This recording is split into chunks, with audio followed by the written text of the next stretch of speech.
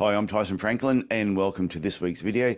Today I am going to talk about how not to be in your videos. Now this might seem a little bit odd considering I'm in this video, but the hardest part, or what sometimes stops people doing videos, they don't want to be in front of the camera. They feel like they look silly. You know, what's their background like? Is the lighting okay?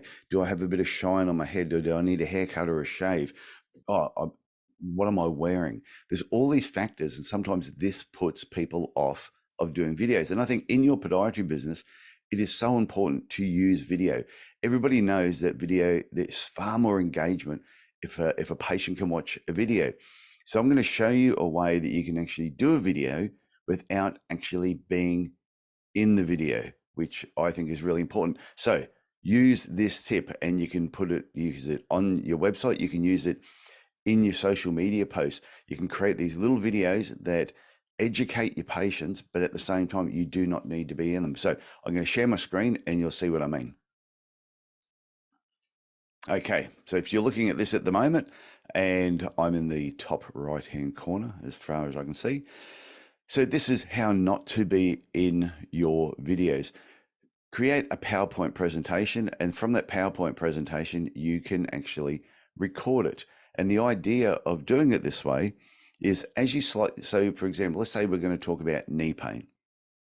You can have some photos of someone in distress with a knee problem, and you can have a bit of a heading, and you could be talking about knee pain over the top of it. Now, remember, these videos don't need to be very long. I would make them, if you're going to put them on social media or on your website, you want to keep them pretty tight, 4, 5, 6 minutes. Unless the topic is quite in depth, then you can go into more detail. Then you might talk about 5 ways to reduce chronic knee pain. And then the next thing you might talk about is treatment options for the knee problem. So as you can see, you can be talking about different things, but not necessarily be on the camera yourself.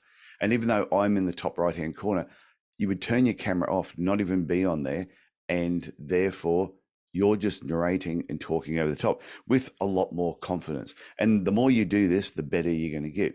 Then another thing I want to point out too, whenever you're doing any form of slides, is make sure you've got a logo of your business or the organization you're with in one of the corners. So like on mine, Tyson E. Franklin, Podiatry Business Coach. It's usually on all my videos. Everything I do, I will have my logo, something there so people know it actually relates to me.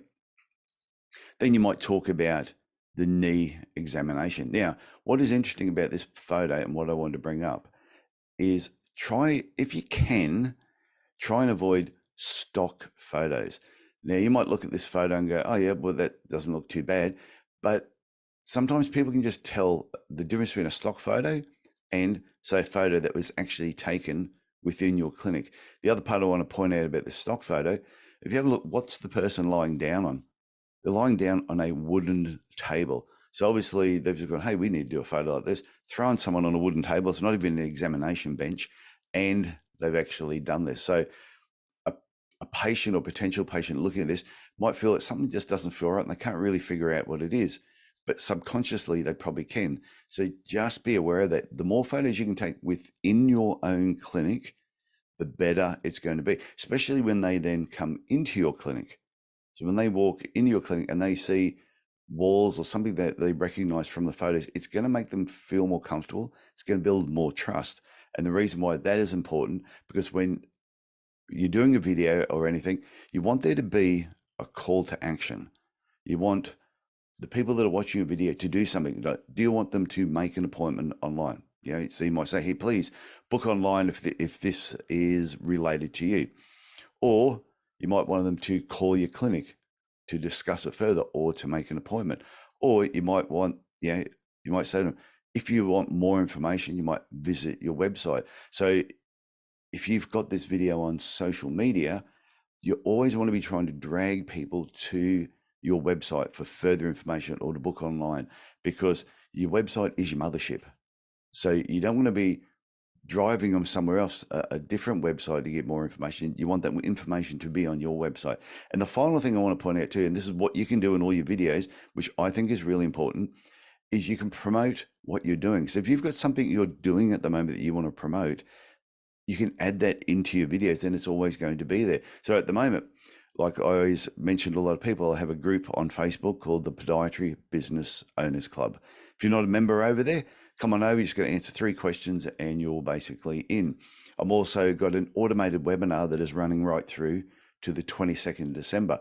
The information is in the Podiatry Business Owners Club, and I'm also posting it on other social media pages. And it will be on there will be a link on my website as well, and in the Podiatry Business Owners Club. Just go and search through those places and you'll find it. But if you can't find it, please send me an email, tf@tysonfranklin.com, and I will send you the link for the webinar, which is your 2023 end of year checklist, which I definitely recommend people go through. So as you can see, I'm promoting something that I'm doing. You can do the same thing. If you don't want to do that, just make sure though you have this call to action. Book online, call the clinic, or visit for more information. So as you can see, it's not hard to create a video where you do not need to be in it. And like on my YouTube channel, Tyson E. Franklin, I've got over 500 videos on there. So if you go back to some of my earliest videos, they are not the best. The lighting's not the best. The sound isn't the best. I feel a little bit awkward, but it's one of those things, the more you do it, the better you get. So I would definitely recommend doing some of these videos where you're not in there.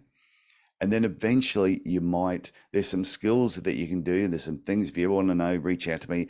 There's a couple of things that you can do where it looks like you're in the video a lot more than what you actually are. And so therefore you can be in there just a fraction, but then have the rest of the video could be slides if that's what you choose to do. Hope you get something from this video. I hope you learned something.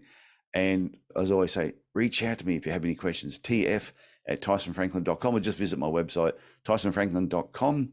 And I look forward to next week's video. Okay, bye.